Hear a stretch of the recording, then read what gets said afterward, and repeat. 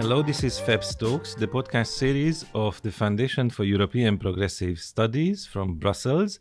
My name is László Andor. I'm the Secretary General of FEPS, and I welcome today Professor Björn Hacker in Brussels, in our headquarters. Welcome, Björn.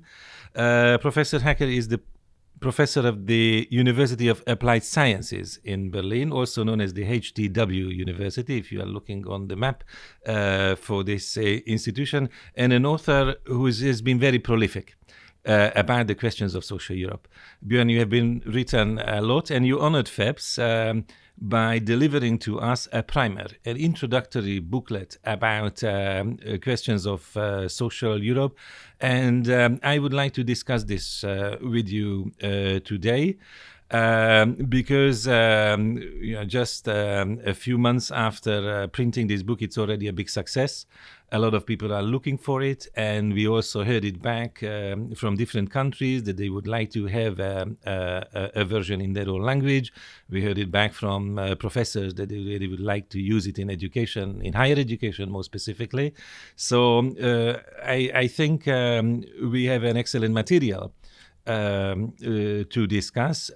But my first question is exactly about this. Since you have written so much about the European social policy, how does it differ to you when you need to write a more pedagogical, more introductory text on the same subject? Yeah, thank you. It was really a pleasure when you were asking me to write this introductory book, because you had to go back to the grounds, back to the details of European integration and asking what is social Europe, because social Europe is difficult to catch. If you read about climate change, if you read about economics, if you read about migration, it's not easier, but you know what to write about. Social Europe is everything. Social Europe is in the member states. Social Europe is on a supranational level. Social Europe is kind of everywhere. And because it's not easy to catch, it was a good work then to go back really to the details and to the beginnings of social Europe. Because in the beginnings of European integration, social Europe was really only part of the economic integration process. But over the years, over the decades, social Europe developed further, and we had some visions. I put the vision as well in the title of the book. We had some visions. Some of them came to light, and others not. And so it was really good to go back and map a bit the details of social Europe, to map a bit what belongs to the welfare state, what belongs to the supranational level, and where is a thin line between social integration and economic integration. Mm-hmm. As you mentioned, you go back to history. A lot of people would go back to Jacques Delors, but you went back to Willy Brandt, to the 1970s. Can you tell me more about this? Exactly. If you're a social democrat, it's always easy. If you don't know where exactly to start, you go back to Willy Brandt. And yeah, the interesting thing is that Willy Brandt already in the beginning of the 70s had the idea of a European social union. And in my point of view, this is really nearly forgotten, that this concept of, it was a more Keynesian-inspired concept of steering not only the economy, but steering as well a bit social and employment issues. And this concept of a European social union from 1972 and 1973, it was a vast concept really to put a social union beside the, at the time, planned monetary and economic union. Of course, this first attempt of an economic and monetary union didn't work out. So did not the social union. But I think from today's point of view, it's important to get back to see what was planned once, what was one of the first visions for social Europe, and where do we stand now. And of course, later you mentioned Jacques Delors, another very big father figure of social Europe. He revamped some ideas of Willy Brandt some years later in the 80s, and he was successful, of course, with his idea of social dimension and a European social model, which is totally different to an, let's say, American model, a liberal model of the market and the social. Yes, let's elaborate a little bit on Jacques Delors. Indeed, because in practice, this is a very important beginning for the architecture of the European integration. And indeed, I think what everybody needs to acknowledge is that for Delors, developing the single market and the social dimension was a simultaneous task. And I think this is a very important lesson. To the extent that also the study of the social Europe needs to pay attention to the economy and the social policy somehow in an interconnected way. It's not a unique approach, right? Why do you think this approach to kind of combine the economic and social analysis is the right way? It's a conditionality, and it was Delors who mentioned that this is a conditionality. If we want to progress with a single market, if we want to progress with a new attempt at the time for economic and monetary union, we need as well to increase the social integration, because if not, we have problems between far-reaching economic integration and left behind social integration, left behind and left to the capitals of the member states, to the governments. And this creates new problems, of course, in many fields, in employment, in many social affairs. And we have seen in the last decades, of course, many problems of social dumping. For example, if you look at wages, if you look at taxes, if you look also at social spending. So a kind of problems created in the single market, in the monetary union on these issues, and dumping processes by some member states. And that was possible because we didn't have common regulation on these things and not enough cooperation. And it was indeed Delors who said, you can't fall in love with a single market. So it's something where democracy as well comes in, because people say, okay, we have a single market, we have free movement, we have the euro as a currency, but you don't fall in love with it. So you want to have social integration as well. And if the national welfare state is not anymore is not the one who can, in a globalized world, really protect the people, then they maybe vote for the extreme right. I think it's a very interesting chapter in the book which explains the historic evolution of the European integration and social dimension. And after the time of Delors, the creation of the single market, when, as you said, a lot of important legislation is launched, the next important stage is the introduction of the so-called Lisbon strategy, where the European policy making shifts to a very wide spectrum of policy coordination. Maybe this is not so much talked about today as it was 5, 10, or 15 years ago. Why can you perhaps highlight the importance of this nevertheless? Of course, I worked a lot on the governance and on these coordination efforts, because that was the point. Then Jacques Delors' idea in the 80s and the beginning of the 90s, everybody said, okay, that's great. And in the 90s, we had this EU euphoria. Everybody wanted more integration. And then in the mid of the 90s, member states said, oh, well, that is too much sovereignty going to Brussels and Strasbourg. So we have to keep that somehow for us. And that was also true as well for employment and social policies. And of course, economic policies as well. And instead, we managed in the European Union to develop, as I said, with the single market and with the monetary union, creating a sort of competition in not only competition between enterprises, but competition between welfare states. Which welfare state is best adapted to the common European integration model and economic integration model in that regard? And at the time when member states did not want to give more sovereignty to Brussels and to Strasbourg, there was born this idea with the European employment strategy and later the open method of coordination. You mentioned the Lisbon strategy and all these 10-year strategies which came later, to say, then if not integrate, let's cooperate. And that was the idea of policy cooperation. And at the time, I remember, that was really a great idea. We don't have to have new regulations and directives and so on. So let's just pick some objectives. We find some objectives between the member states, and then everybody goes home to its capitals in the European Union, and we try to follow these the policies towards reaching these goals. The problem is we did not have the sanctions, we did not have any rewards for fulfilling the objectives. So it was a lot of cheap talk at the time. And the problem was this this cooperation of policies. I said it's a kind of makeshift bridge, and it was not able to really bring together this far-reaching economic integration on the one hand and the social integration, the market correcting and market shaping integration on the other hand. And therefore, in the last years, you're absolutely right, we don't hear so much about this coordination tool. Today, many are talking about distributional issues because these are more hands-on, of course.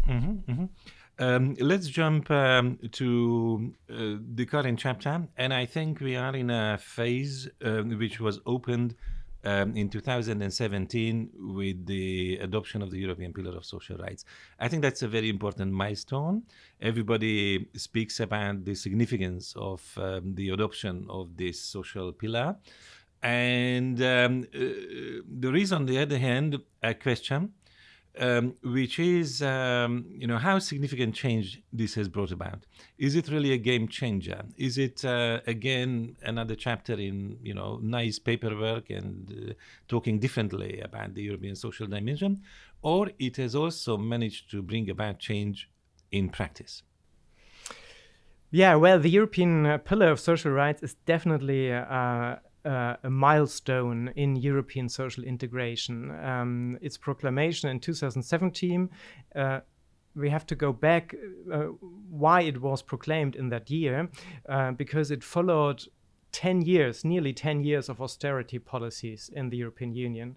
After the financial crisis, the global financial and economic crisis, and then especially after the Euro crisis, many people and many governments and many people working for the European institutions have seen that we somehow entered a wrong way with the idea of austerity, with the idea of trying to get out of the economic crisis by austerity measures.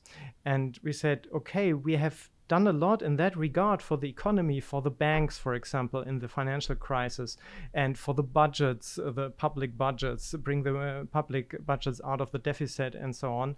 But we lost the social and employment issues completely on the European scale.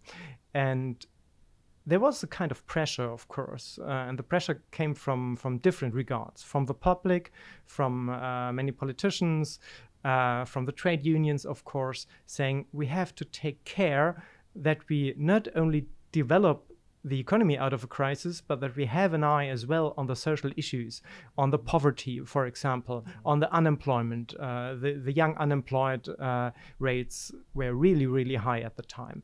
And then we had the European Pillar of Social Rights, and you were asking me if this is now today to be seen as a game changer. And I would say, yes, it is, because the European Pillar of Social Rights is today our compass, and it is here to stay.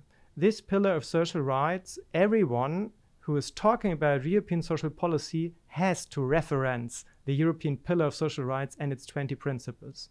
The interesting thing is that these Pillar of Social Rights, the 20 principles, it's just a declaration of intent. It does not belong to the treaties. And in the preamble, it said it's partly the right of the member states and partly the right of the European Union to further develop and implement these standards. But nevertheless, you will find it in every discussion, in every document, and therefore it's a great tool to bring social Europe back to the political agenda. As you highlight the importance of this document, the social pillar, we should not forget mentioning the steps which were made afterwards, the so-called action plan in 2021, which indeed ensured that the social pillar is not about talking the talk, but also walking the walk, if we can use this expression. And this action plan also brought back what already existed before, but in a kind of more clear way, numerical targets to increase the employment rate, to increase the number of workers who have access to lifelong learning, also to reduce the number of people living in poverty or social exclusion. And of course, this is a little bit of a complex methodology, but I think it's important because it demonstrates that somehow you have to be able to measure the outcome, right? That there is a lot of paperwork in Brussels, there is a lot of talk at the political level, but at the end of the day, what counts is what the citizens feel, whether they believe that the European Union is something that gives concrete outcomes for them in their daily life. And I think that's a tricky question. To what extent the European citizens really feel that the European Union has a serious social policy? I think we can measure it, and of course this is important. I mean, you as a commissioner for social affairs, you were introducing the nucleus of a social scoreboard. Yes. And we have today this social scoreboard with much more indicators, because at the time when you introduced these first, I think it was 5 indicators at the time, we had only the numerical benchmarks for the budgetary things and the budgetary issues. And then, of course, we had the macroeconomic scoreboard, which went a lot beyond, and you try to introduce very well the employment figures there and the unemployment figures. And then with the European Pillar of Social Rights, it really get broader. And now we have this, I think today these are 17 indicators who really measure where we stand in the European Union regarding employment, regarding the risk of poverty, regarding the gender gap, regarding educational issues. And this is really important to see, to tell people where we stand, where their own country stands in comparison to other countries. So are we good or are we bad? Are we in the middle? Are we in the average, over or below the average? My problem with this is that it is not really discussed in many member states' political spheres. So I think we would need more discussions on these. Compared to the economic sphere, the budgetary issues, this is discussed everywhere. If your budget is not in line with the European regulations of the Stability and Growth Pact, with the economic governance framework, then of course all the media is going, okay, what have you done wrong? What has the government done wrong? What should we do? Should we invest more? Should we invest less? Should we do austerity or not?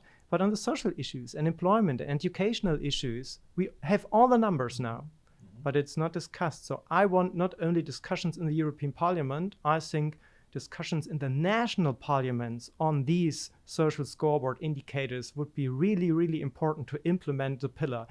And what you mentioned, the social summit in Porto, it helped a bit to set 3 overarching indicators and goals for these indicators until 2030, to tell member states we want to arrive there. And every member state has to say, okay, and in that average thing, where is your own country in the next 10 years?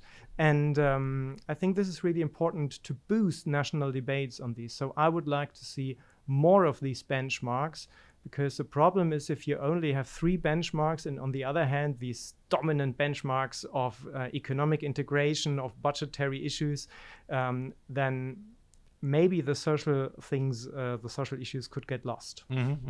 I'm glad you discussed the future a little bit, because I think we should not close our conversation without discussing a little bit more the future of policy making. Because in 24, I think we are closing a cycle which was very, very productive from the point of view of EU social policy, with achievements like a directive on minimum wage coordination, with introducing the SURE instrument, which is basically kind of Europeanized Kurzarbeit, a scheme with massive financial support. So there are many, many positive measures which have been brought forward in the past 5 years. But then the question comes, what can the next cycle achieve? Is there still space forward? And what kind of ideas should be brought forward for developing the policy agenda of the next cycle? Oh, I think there are a lot. And what is always important is to keep in mind that we cannot talk only about social issues. We always have to talk about social issues together with the economic issues. I think this is really important. So if you talk about, you mentioned it, the twin transformation, this is nothing which ends in the next years. This is a task for the next decades, actually, to develop our economies in a climate-neutral sense and with shaping them, the world of work, with digital issues and AI and all these things. And there, we should not forget the social issues, because shaping the economy in the twin transformation makes something with the people. So it's important to really help the people making this transformation and developing this transformation and not getting lost by the transformation of the economy. So I think a social framework for really social framework for the twin transformation is really important. This is one thing. Another thing is economic crises. We have experienced so many economic crises, and what we have seen in the last crises is that all the European crisis management every time was focusing first and foremost on the economic issues. Of course, it's an economic crisis, but every economic crisis and every crisis management produces social outcomes. Not always good, often bad. And therefore, it's so important that we have crisis instruments, economic crisis instruments, to prevent crises. But when the crisis is there, for example, asymmetric shocks hitting the European Union, where monetary policy is not able to really react good, to have fiscal stabilizers like a European unemployment insurance, for example, and to look at the impact for the social affairs, to look at the impact for employment, for unemployment, for poverty and educational things. Some of these things have been forgotten in the last crisis. We learned from the Euro crisis and the austerity regime. The COVID-19 crisis management was much better. You mentioned SURE and the Next Generation EU, because it has some sort of social indicators in. It was not, it didn't have a blind eye on social things. Nevertheless, everybody said this is only temporary, only for this crisis. So I fear the next economic crisis, which will come, that's for sure, somehow. And with the next economic crisis, there is again this decision: should we do austerity, or should we do something again like this more solidaristic approach like we have seen in COVID-19? And then another thing is a bit more general. A third thing that would be social convergence. This is a goal of the European Union and it's written in the treaties. And convergence we cannot reach only in economic terms. Like Jacques Delors said, you cannot fall in love with a single market. So we need going back to the idea of a European social model, of a social dimension of the economic integration. And why not going more back to the idea of Brandt, of a European social union? Well, thank you so much. I think we made a full circle in terms of the history, the evolution, and a little bit the future of the social dimension of the European Union.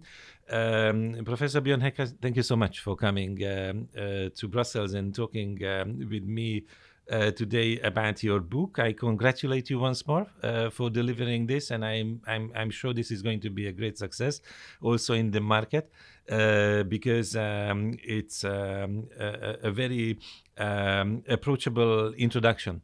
But also brings quite a few ideas, just like our discussion today. And I also thank our listeners for being with us today. Thank you and goodbye.